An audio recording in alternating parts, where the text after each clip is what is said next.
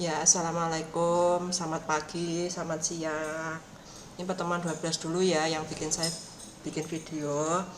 Nanti yang pertemuan-pertemuan lain saya nyicil, termasuk dengan Excel yang telah dibuat kemarin. Nah, kalau ada waktu sisa, nanti saya bahas di sini.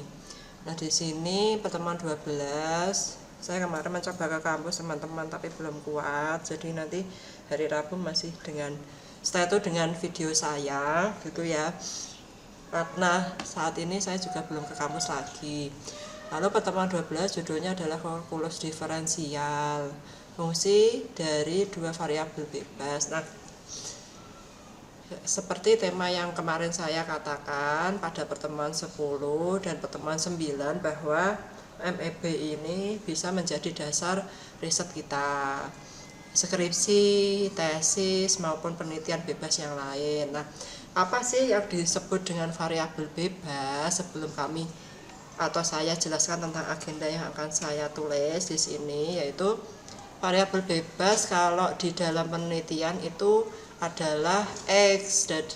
Jadi yang mempengaruhi dari variabel terikat. Misalnya Mbak Mas sekalian mau tahu tentang bisnis misalnya yang sekarang lagi booming, itu berarti kita berfokus misalnya kepada keperilakuan dari customer. Jadi Y-nya adalah perilaku customer, pelanggan. Lalu untuk X-nya atau variabel bebasnya terserah, mau 1, mau 2, mau 3, itu terserah. Tapi faktor yang mempengaruhi keperilakuan pelanggan untuk memilih bisnis kita itu apa? Misalnya segi pelayanan, laporan keuangan yang selalu laba, lalu yang ketiga adanya produk yang menarik hati, itu bisa dinamakan variabel bebas.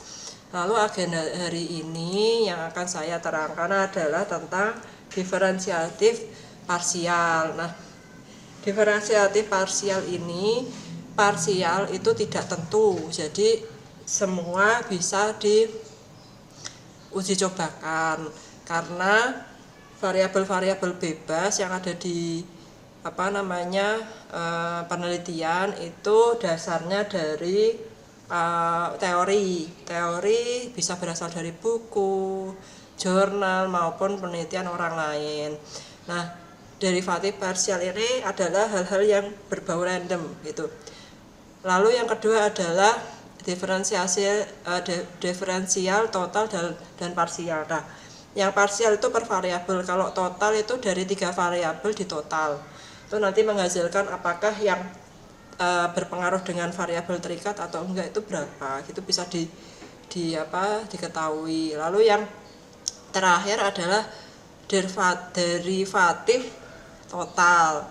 Nah, derivatif total ini ada di Y kuncinya ya. Nanti kita bisa bahas di sini. Lalu sebelum masuk ke riset, perlu Anda ketahui bahwa tema kali ini itu merupakan memiliki fungsi. Yang pertama adalah kita bisa meneliti 2 atau lebih dari variabel bebas yang bisa kita ketahui dari penerapannya di dalam bidang ekonomi dan bisnis. Kok bisa ketahui 2 atau lebih? Tuh tadi saya sudah jelaskan berdasarkan buku, jurnal, maupun penelitian orang lain yang bisa kita manfaatkan. Lalu biasanya ini akan mempengaruhi atau dipengaruhi oleh variabel terikat ya teman-teman. Tadi sudah saya jelaskan. Jadi X itu posisinya di variabel bebas. Jadi variabel bebas intinya faktor yang mempengaruhi variabel terikat tersebut, atau kalau dalam penelitian variabel terikat itu dependent variabel. Nah, variabel-variabel bebas ini atau interdependensi adalah interdependensi itu yang mempengaruhi, independen yang dipengaruhi. Nah, antara X dan Y itu biasanya tergantung situasi kita teman-teman. Tergantung misalnya tadi bisa berpengaruh atau tidak tergantung dari data yang kita peroleh. Yang pertama, misalnya tadi keputusan pelanggan untuk memilih bisnis kita, misalnya pelayanannya, padahal pelayanan kita di toko kita itu tidak sempurna, misalnya masih ada barang atau tag dari baju yang tidak ada, itu menurunkan pelayanan kita. Lalu customer ingin mencari barang yang sesuai keinginan, misalnya sesuai permintaan dia, nah itu tidak ada, itu bisa menurunkan dari variabel dependen itu. Tapi ketika yang dicari customer ada, terus harganya sesuai dengan tag, terus tagnya juga sudah ada di per itemnya, itu akan meningkatkan pengaruhnya di variabel Y atau independennya. Nah di sini dibutuhkan analisis yang akurat dari hasil penelitian yang akan kita bahas nanti. Itu baik ekonomi maupun bisnis maupun akuntansi semuanya sama. Variabel derivatif kalau di Excel itu sudah ada teman-teman rumusnya sebenarnya, tinggal diklik di formulanya, pilih statistika, pilih diferensiasinya. Saya contohkan seperti ini, itu ada untuk Excelnya. Ini misalnya blank aja ya, terus kita pilih formula ini fx sama dengan, kita pilih di sini statistika, itu ada ya, ini untuk diferensial. Nah ini ada diferensial DEVSQ, ini diferensial untuk parsial ya SQ-nya. Nah itu bisa digunakan itu, atau sebentar.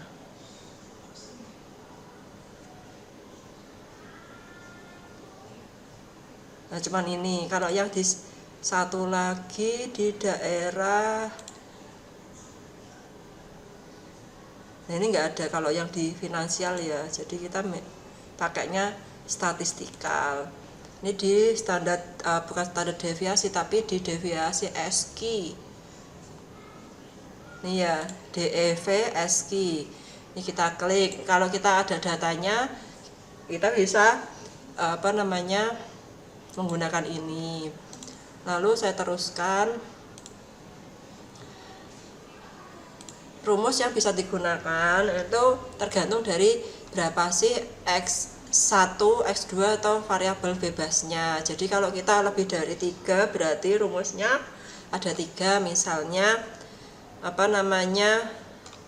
di penelitian ini teman-teman ya, saya baru mengadakan penelitian kemarin, mana ya, bentar. Ini contoh dari tabulasi kuantitatif. Ini diferensiasinya bisa dilihat dari sini.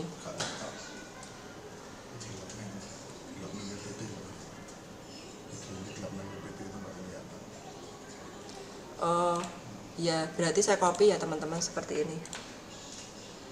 Ini responden saya copy teman-teman, ini hasil dari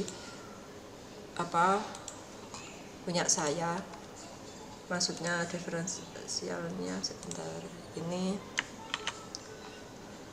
Nah ini contohnya, kok bisa seperti ini. Nah ini responden teman-teman, di sini responden. Lalu ini pakainya sekali clicker ya, 1 sampai 6, nanti bisa dibaca di perpus kalau ada referensi tentang skripsi. Ini pertanyaan 1, berarti dia X1, X2, X3, X4, X5, X6 dan X7. Nah, saya ngitung total, interval, modus, min, median itu semua pakai rumus. Tinggal di formula tadi, formula. Saya klikkan formulanya. Kalau untuk untuk yang standar deviasinya kita klik statistikal. Ini statistikal teman-teman, saya kopikan ke sini ya. Ini rumusnya untuk yang tadi. Bentar, kok gede banget ya.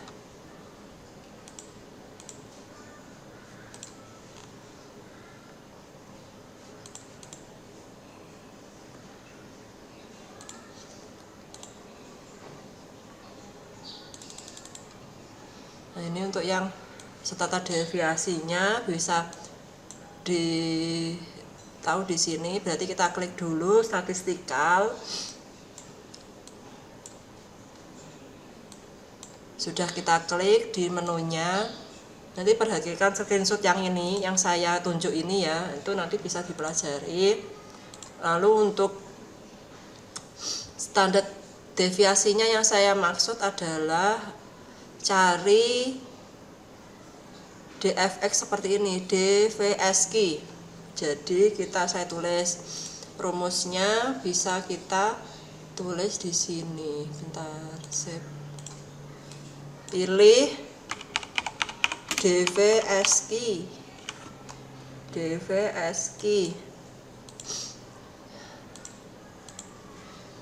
DVSQ, DEVSQ ya, DEVSQ. Nah, ini untuk formulanya jangan lupa sama dengan DVSQ. Lalu nanti kita pilih dari salah satu P1 maupun P3. Misalnya di dalam kolomnya nanti ada pilihan menu ini, nomor 1 dan nomor 2. Setelah dari pemilihan DVSQ ya, ini ada number di sini di kotak yang nomor 2 yang di bawah DVSQ ini. Bisa nanti diklik, misalnya P1 sampai responden 22, responden 1 sampai responden 22 kita tarik. Lalu jika ada pertanyaan lagi, apakah nomor 2 perlu diisi, ketika X-nya tidak ada lagi, sudah habis U1 sampai U22, maka nanti bisa di koma 0 atau koma true, bisa seperti itu, pokoknya seperti itu. Nah, untuk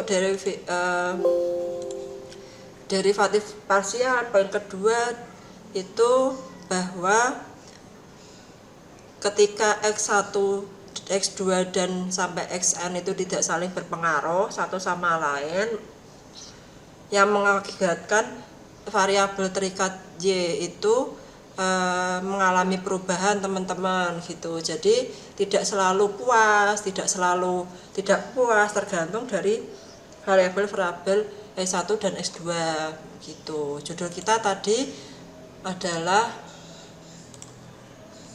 kepuasan pelanggan teman-teman ya. Kepuasan pelanggan itu ada Y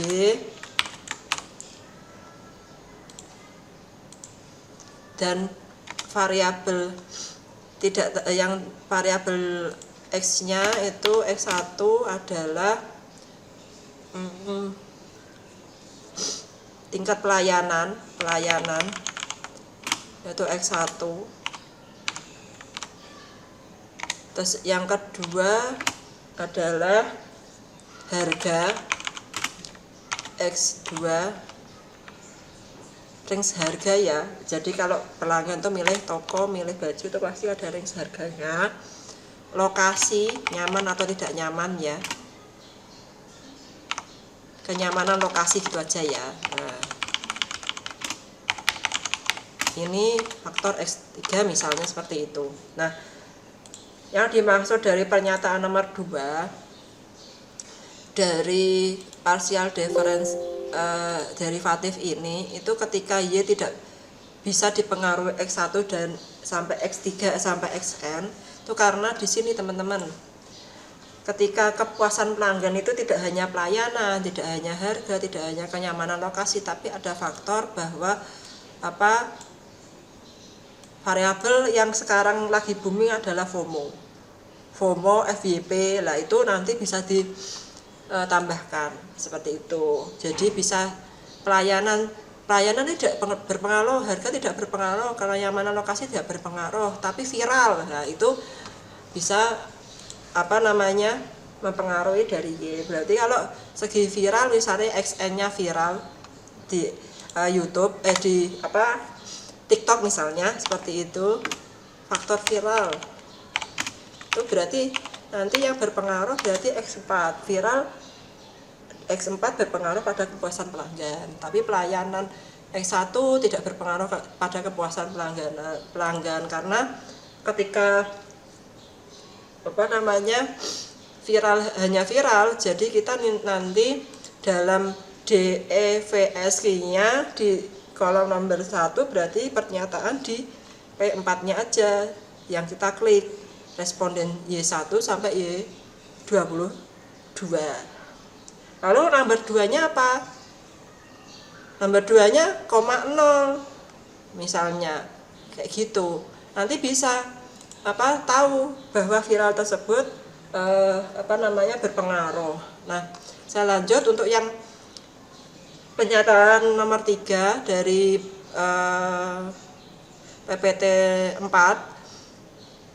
Kesimpulannya, itu derivatif parsial dapat didefinisikan sebagai tingkat perubahan seketika dari variabel terikat Y, ya, yang tadi saya misalkan kepuasan pelanggan yang diakibatkan oleh perubahan dari salah satu variabel bebas X, di mana X1 sampai Xn itu merupakan dari variabel bebas.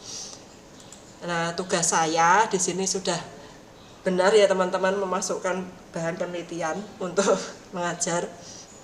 Di sini sudah saya selipkan. Lalu yang keempat, simbol derivatif parsial adalah huruf kecil delta. Nah, ini simbol delta teman-teman. Kalau delta kalau kita tulis biasa itu ya kayak huruf lebih dari sama dengan itu loh, kita lingkarkan. Itu delta. Nah, jadi derivatif dari parsial Y terhadap X1 dapat ditulis menjadi rumus ini, X per X1. Kalau di rumus Excel langsung bisa pakai DEV-SQ, ya, itu nanti bisa diteletakkan di X1. Kenapa number 1? Number 1 adalah variabel yang diteliti, adalah di kata viral, berarti pertanyaan nomor 4, P4 ini seret kita tarik dari responden 1 sampai 22. Lalu Y-nya kita tentukan apakah true atau false, berarti nanti number 1 sama dengan true, false. Kalau tidak ada Y-nya berarti tidak ada yang diteliti, bisa digunakan 0. Berarti kalau P1-nya P4-nya sama dengan 1,0. Seperti itu, bisa dituliskan seperti itu. Lalu untuk slide ke-6, di diferensiasi parsial ini tadi fungsinya Y. Y ini kalau di rumus Excel adalah fx teman-teman. Fx sama dengan f. F itu fungsi dari X1, X2 sampai Xn. Nah, langsung saja bisa menggunakan yang rumus simpel ini, dimasukkan ke Excel atau menggunakan DEV-SQ kalau di Excel. Nah, lalu pernyataan yang ke berapa ini? 6. Penulisan ini hampir sama dengan penulisan fx pada rumus variabel bebas yang ada di Excel tadi teman-teman ya. Ini fx ada di screenshot ini. Fx kita klik sama dengan gitu ya, DEV-SQ, dalam kurung gitu, terus kita tarik. Lalu namun bila fungsi tidak ditulis dalam bentuk seperti di atas, melainkan fungsi itu ditulis seperti ini juga bisa teman-teman. Jadi U, V, W ini bisa kita gunakan di sini, tidak harus P1, P2, P3 itu enggak harus, tapi U bisa, P2-nya V bisa, seperti itu, terserah kita yang mau meneliti, seperti itu teman-teman. Nah, tapi jangan lupa nanti ketika nulis di laporan skripsinya ditulis teman-teman apa maksud dari U, V, W dan itu apa. Misalnya pertanyaan nomor 1 atau indikator 1 atau X1, berarti nanti nulisnya yaitu ketika di keterangan berarti U sama dengan F1 gitu ya.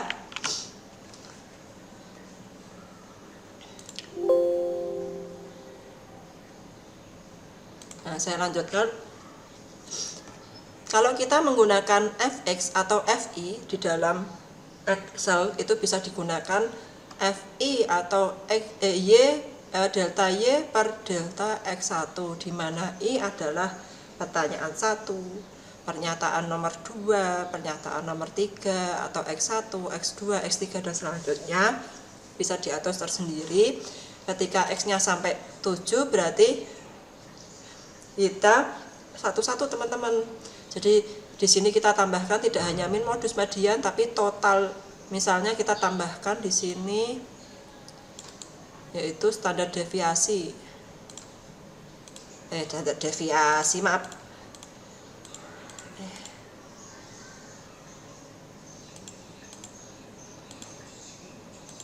Nah, deviasi SQ. Dev SQ. Ini kita tarik satu-satu teman-teman. Nah, ini hasilnya berapa gitu. Bisa kita langsung ke Excelnya. Saya pakai rumus yang sini saja. DV SQ.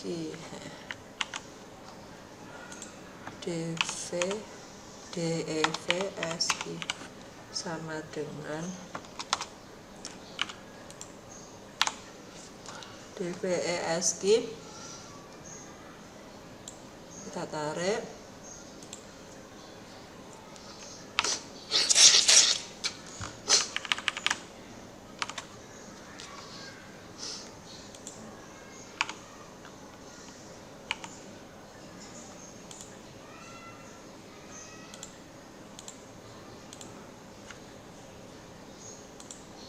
DVESQ. Nah, ini screenshotannya saya taruh sini. Hasil penggunaan DVESQ ya, ini bisa Anda lihat.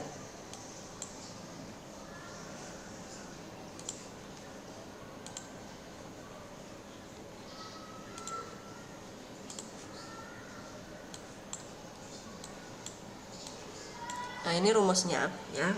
Nanti bisa dilihat paling akhir ini. DVSQ ini untuk rumusnya. Lalu hasilnya berapa untuk P1-nya?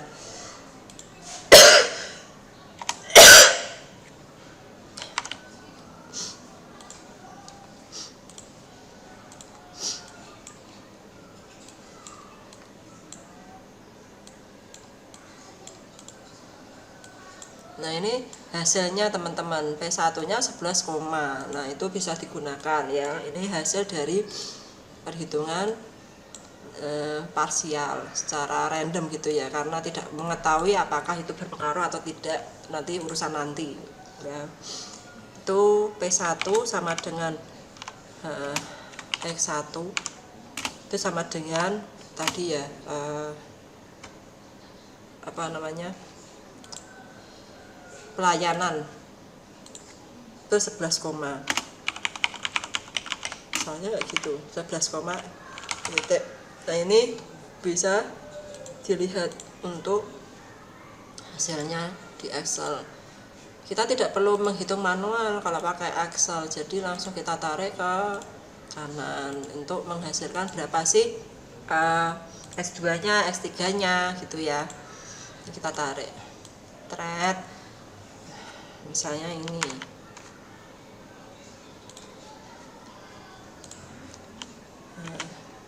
Ya, sudah terlihat bahwa di sini ada berapa sih hasil dari P2, P3 dan P4 itu. Kecuali kalau Anda mau menghitung sendiri, menggunakan rumus ini. Kita total dulu berapa P1-nya, yaitu dari Y1 sampai Y2 kita sumkan, kita jumlahkan terlebih dahulu. Lalu berapa Y-nya? Kalau di sini saya Y-nya ada teman-teman, tapi saya tidak screenshotkan, sudah saya rekam di data Excel. Kita jumlahkan seperti P1, baru kita bagi. Lebih ribet kalau yang manual. Kalau untuk yang asal sudah langsung dimasukkan, sudah ketemu, yaitu 11, apa namanya 11 koma ini ya, bisa dipraktekkan di Excel masing-masing ketika nanti sudah ada di ranah penelitian untuk skripsi.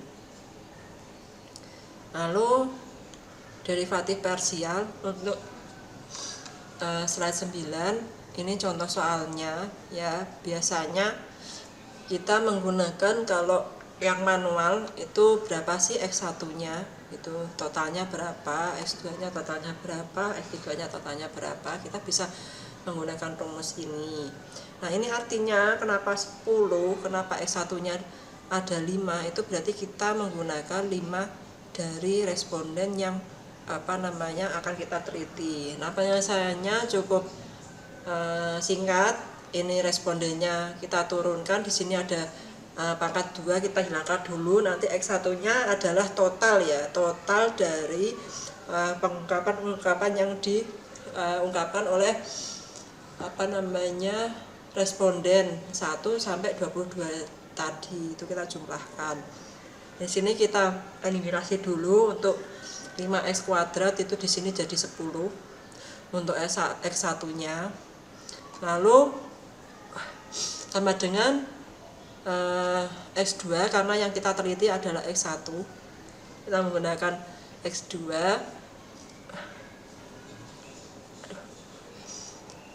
Jadi 4x2. Lalu untuk yang F1, F2 nya adalah X2 yang kita teliti, maka yang kita gunakan di sini adalah 4x1 dan plus 6. 6 itu dari mana? 3 kali 2 X2, jadi 6x2. Itu bisa digunakan seperti ini. Kalau di rumus Excel bisa sebenarnya, cuman agak ribet memasukkan satu-satu. Berarti kalau seperti ini, F1 nya 10 kali X1, total X1 berapa sih dari P1, totalnya misalnya 100, ini saya sudah totalkan 124 misalnya. 10 kali 124 plus 4 kali X2 nya ada di 109, itu kita bisa menjumlahkan dari situ. Begitupun seterusnya. Kalau F3 nya nggak bisa, kecuali kalau di sini ada lagi 4x1, x2 kali x3, itu bisa seperti itu. Terus perhatikan bahwa ketika mencari Y, delta Y per delta X1, maka X2 diangkat menjadi konstanta. Nah, seperti itu. Kalau kita seperti X3 berarti yang konstantanya tetap X2 gitu, teman-teman. Jadi ada di sini nanti kata-kata dari X3 gitu, tapi ini hanya X2, jadi formulanya yang kita gunakan hanya sampai X2. Seperti itu. Jadi suku 3x2 pangkat 2, x2 pangkat 2 ya, sebagai konstanta penambah akan hilang. Ya, karena yang kita cari dari F2, jadi kita menggunakan yang paling belakang X2. Kalau yang F1 berarti kita menggunakan yang 5x1 pangkat 2. Tetapi suku 4x1 dan x2 sebagai konstanta penggali akan tetap dipertahankan.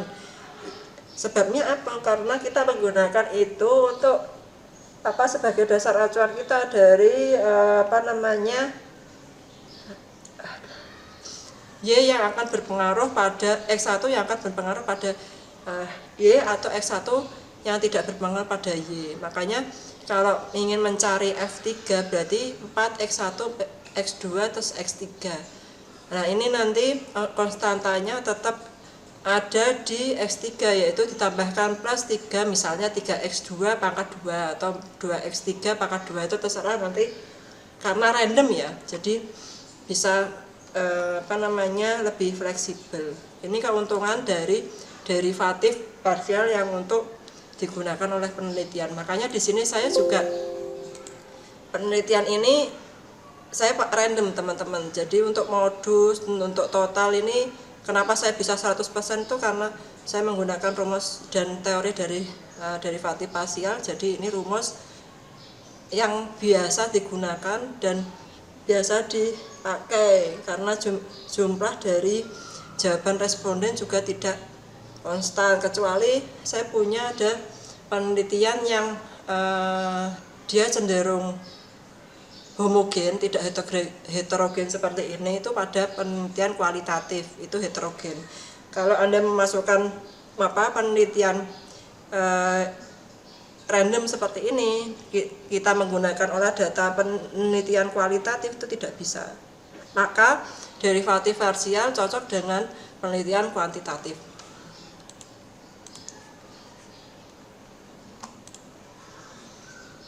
Nah, ini sama untuk yang parsial kedua. Parsial kedua itu hanya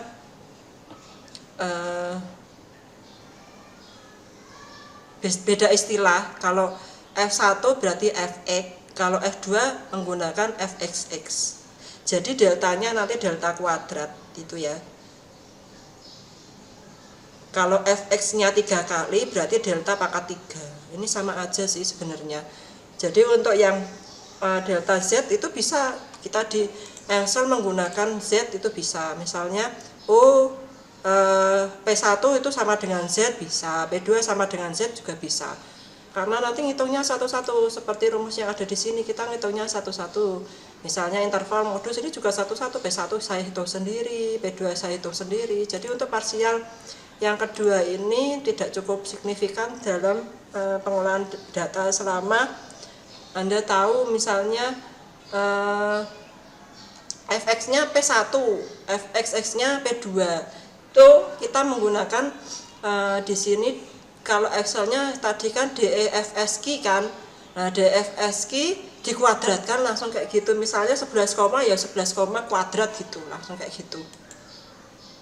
Kalau di Excel. Kalau yang di sini kita menghitung satu-satu berarti delta Z-nya adalah di P1. Kita sama nantinya itu 124 gitu ya, 124 kita masukkan ke delta Z aja ya, belum dikuadratkan. Lalu delta X2-nya kita pilih X2 kita tadi di P1 misalnya. Itu berarti 124, atau kita simbolkan Z-nya adalah di Y bisa juga gitu. Nah, itu terserah dari perhitungan Anda sendiri karena di sini sifatnya parsial adalah random. Kalau pakai rumus Excel enak, tidak usah mikir. Ya. Ini sama Y-nya nanti di hasilnya misalnya 124 per 124 ya berarti sama dengan 1 kuadrat ya 1, berarti simbolnya adalah 1 misalnya seperti itu. Kalau di sini pakai DEFS tinggal dikuadratkan aja, 11 ini dikuadratkan, terus hasil dari 46 dikuadratkan, itu sudah menjadi DEFSQ kuadrat. Ini misalnya untuk yang diferensiasi parsial ya, derivatif parsial itu 11, berarti 11 kuadrat kita kuadratkan. Kalau saya nulis gini teman-teman di Excel itu berarti artinya kuadrat, tanda gini itu kuadrat 2 sama dengan berarti 121 untuk yang DF1-nya itu dan seterusnya. Kalau untuk rumus Excel seperti itu. Nah, aduh.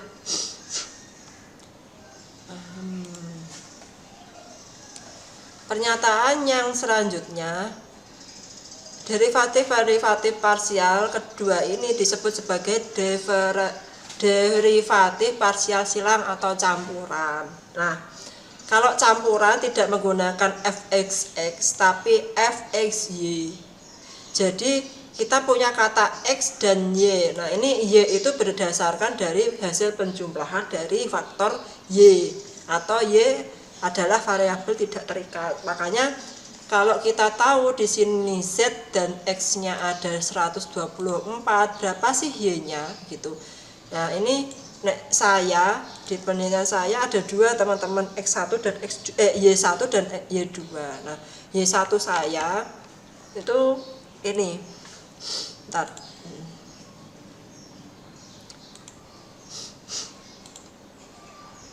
Ini contoh dari ya ini dari Y saya. Pemahaman mahasiswa ini ya, misalnya seperti itu. Nah,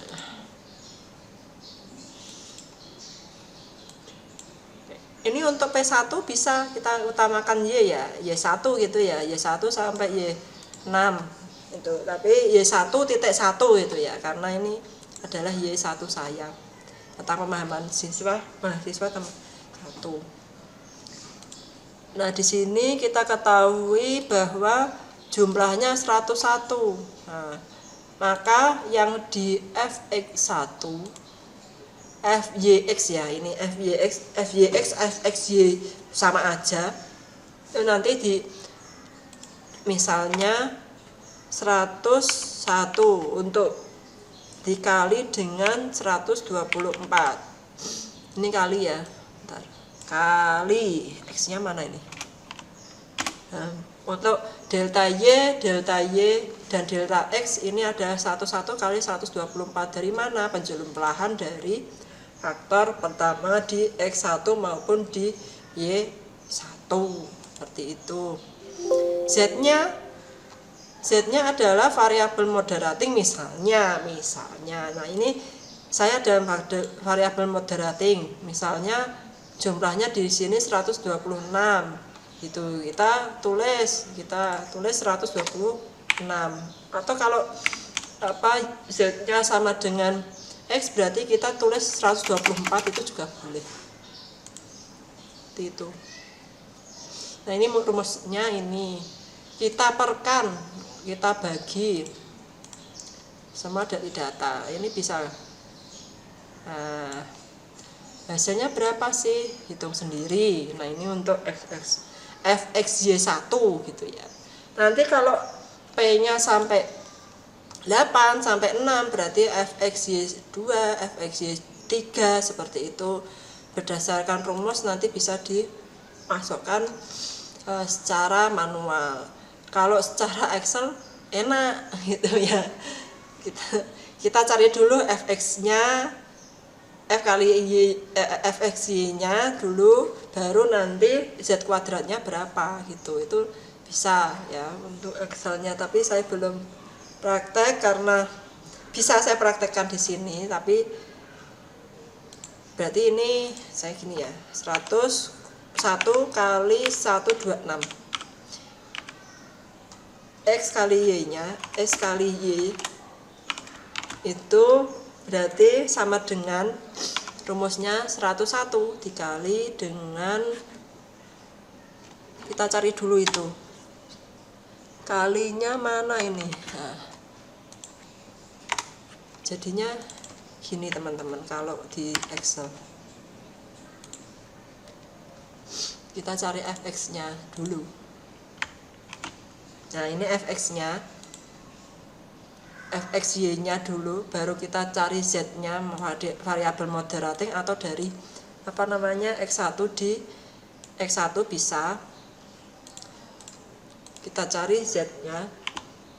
Z-nya di penelitian 126 misalnya. Lalu Z kuadratnya berapa sih? Berarti ini ya tinggal dikuadratkan. Kuadrat 2. Nah, ini tahapan untuk nomor 2. Ini tahapan pertama. Kita cari X kali Y-nya dulu, baru kita cari Z-nya, kita cari Z kuadratnya, baru tahu berapa sih pernya ya. Ini pembagiannya.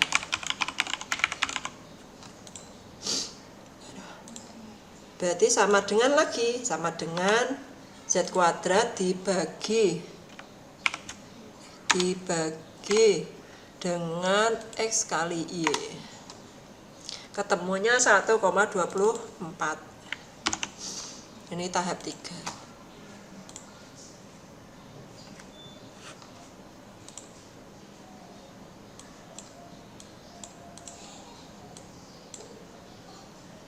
Tahap 1, tahap 2, tahap 3. Nah, ini bisa dipelajari. Kurang besar ya tampilannya. Nah, ini tahap 1 kita cari, saya tulis di sini saja biar tahu. Tahap 1 kita cari X kali Y dulu. Terus yang kedua cari Z kuadrat, itu bisa berasal dari variabel moderating atau variabel bebas lainnya.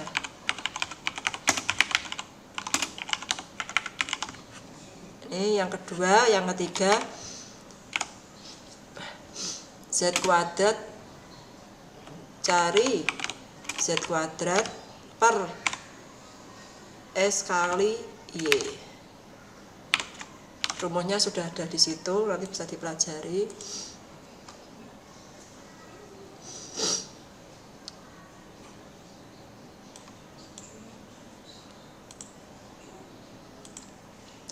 Tahapannya kalau menggunakan Excel, tapi kalau untuk menggunakan manual seperti yang saya contohkan di atas ini, cari satu-satu ya teman-teman, malah lebih ribet. Ini untuk FXY1 nya.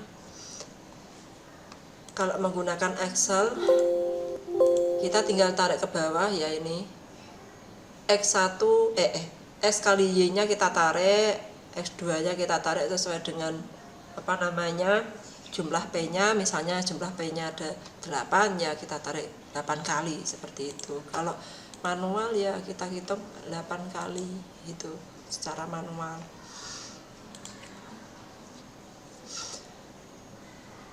Apa beda sih dari derivatif dan diferensial? Lah, diferensial itu beda dengan derivatif. Kalau derivatif tadi kita mencari S kuadrat itu dari konstanta X2, maka yang 4X1 kali 4X2 itu menjadi faktor penentu. Kalau diferensialnya itu contoh soalnya ini, Y sama dengan 3X kuadrat plus 5X min 4. D nya berapa? Itu beda dengan D derivatif tadi. Diferensialnya bisa menggunakan langkah 1, kita cari derivatifnya dulu ya, dy per dx. Kenapa kita menggunakan y per x? Karena di situ ada x. Beda, ini kan x-nya cuma 1, kalau x-nya 2 berarti dy1, dyx1. Nah, ini kalau berhubung x-nya cuma 1, berarti kita menggunakan rumus ini. Kalau x-nya 2 berarti dy2 dx2 y2, bukan kuadrat ya, y2 per dx2. Nah, ini kalau dokumennya P1 sampai P8 enak gitu ya untuk menggunakan dy1 dx1. Nah, kalau untuk rumus ini kenapa bisa 6x plus 5? Kita eliminasi x-nya terlebih dahulu karena kita mencari dx, teman-teman. Kalau 3x kuadrat, di sini udah ada x, berarti 3 kali 2, x-nya tinggal 1 karena x-nya di sini sudah dipakai di dx. Seperti itu. Plus 5 itu ini x-nya hilang karena sudah dipakai dy per dx-nya, kayak gitu. Lalu x-nya masuk di dx, jadi plus 5. Lalu untuk langkah 2, kalikan derivatifnya. Ini bisa pilih salah satu, teman-teman, atau tergantung dari ketajaman dari penelitian yang akan dilakukan. Kalau dangkal bisa menggunakan angka 1 aja, kalau mendalam ada faktor lain misalnya yang disebutkan responden atau disebutkan penelitian lain bisa menggunakan sampai langkah 2. Kalikan derivatifnya dengan dx. Nah, derivatifnya tadi berapa? 6x plus 5 dx kali kita kali dx. Ini untuk mencari y. Seperti itu. Sama dengan formula tadi, fx-nya berapa gitu. Nah, fx-nya ini adalah dy. Nah, aslinya kalau seperti ini itu cuma dikali silang. Kenapa bisa dikali silang? Berarti dy per dx sama dengan 6x plus 5 per 1. Yang dicari dy berarti 6x plus 5 kali dx gitu ya.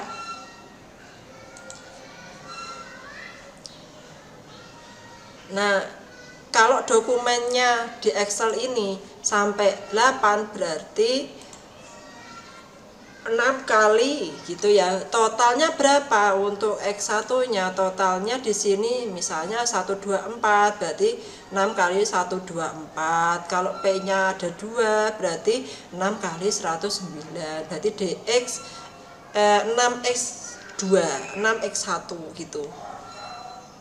Tinggal memasukkan seperti itu dengan konstatanya tetap sama plus 5, tidak usah dirubah karena di sini posisinya derivatif di situ dan diferensialnya konstatanya berbeda. Di sana ada 4x1, 4x2, tapi di sini ada 5x.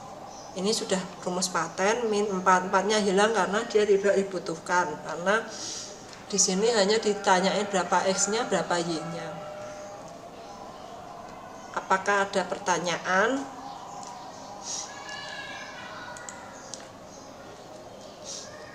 Mesti bingung. Diferensial total dan diferensial parsial. Parsial. Nek total tadi yang saya katakan ya, berarti kita menggunakan total di sini. Kalau random, Anda silahkan menggunakan misalnya kita mencari hanya responden 1. Makanya 6 kali x plus 5-nya, x-nya adalah 5. 6 kali 5 plus 4 plus 5 kayak gitu. Nah, itu random, teman-teman. Ini ya contohnya.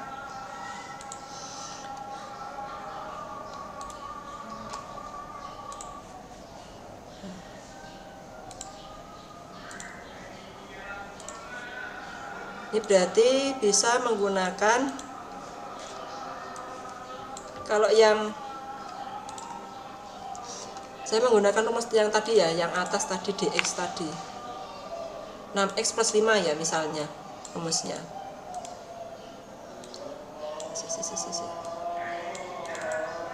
Kok nggak bisa ya ini ya?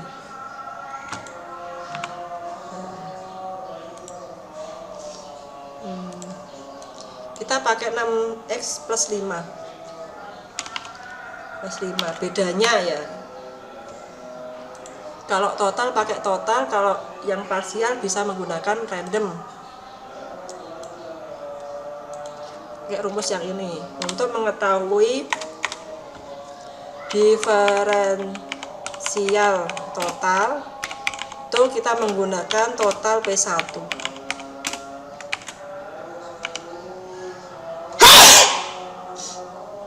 Sampai ke PN, sampai PN. Kalau diferensial parsial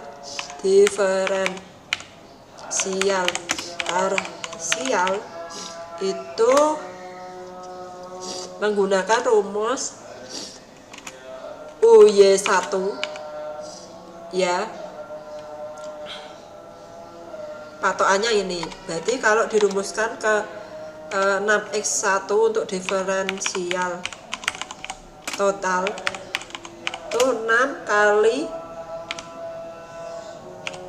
101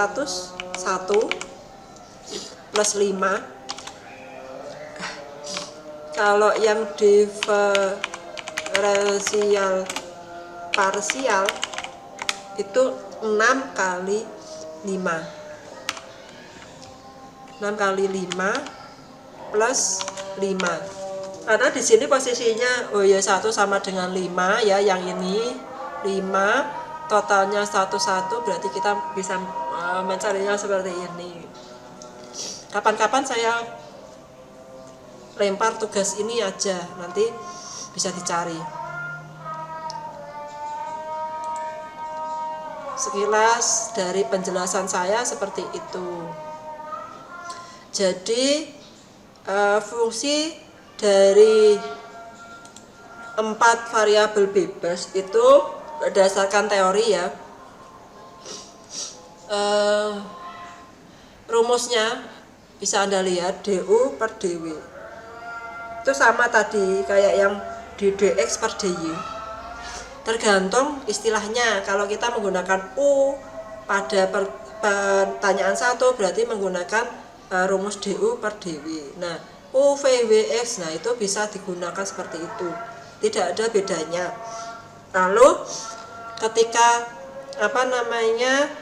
x-nya dianggap konstan 0, berarti total parsialnya ada di 1. Kenapa seperti itu? Ini berdasarkan teori ini. Kalau kita menggunakan konstantanya di sini 5, berarti kita 5 per dw. 5 per dw berarti 5 per 5. Kebetulan ini 1. Kalau yang uy 2 berarti 6 per 6. 5 per 5. Ini sama. Kebetulan ini ada yang sama. Nah, ini untuk yang uy 21 itu 2 per 3. Nah, itu 1 per 4. Nah, itu bisa seperti itu. Dengan cara yang serupa kita peroleh derivatif y terhadap x adalah 1. Nah, kalau menggunakan Excel yang saya bagi di sini 5 per 5 berarti parsial y terhadap x-nya adalah 1. Lalu untuk yang 2 per 3 berarti y terhadap x-nya 2 per 3 atau 0,6 gitu. 4 per 3 1,3 seperti itu bisa, tergantung dari data yang telah Anda kumpulkan menggunakan skala Likert di penelitian kuantitatif. Semoga dengan adanya penjelasan ini Anda mengerti di pertemuan 12 dari kalkulus diferensial yang ada di fungsi 2 variabel bebas. Karena judulnya 2 berarti x1 dan x2. Kalau dengan 3 variabel bebas, tinggal Anda menambah sesuai dengan rumus yang Anda kehendaki, teman-teman. Mau menggunakan diferensiasi total, mau menggunakan diferensiasi parsial, mau derivatif parsial, mau derivatif total, itu semua terserah Anda. Tapi dengan catatan diferensiasi total maupun diferensiasi parsial dan derivatif parsial berarti Anda menggunakan perumus. Misalnya kalau respondennya sampai 22 berarti Anda menghitung sampai 22 dengan tidak kategori total secara keseluruhan tapi berdasarkan poin dari skala Likert.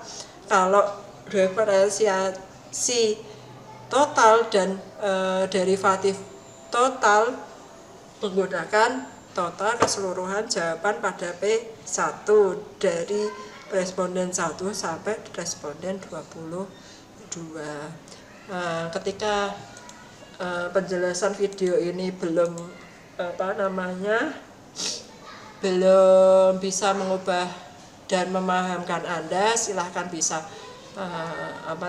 tanya di WA grup Japri, lebih baik di WA grup ya. Jadi teman-teman yang lain di grup ini sebanyak 20 orang bisa menikmati atau tahu yang Anda alami. Barangkali teman-teman yang lain juga sama memiliki pertanyaan seperti itu. Nah, cukup sekian dari penjelasan saya di pertemuan 12 tentang kalkulus diferensial. fungsi dengan dua variabel bebas. Wassalamualaikum warahmatullahi wabarakatuh.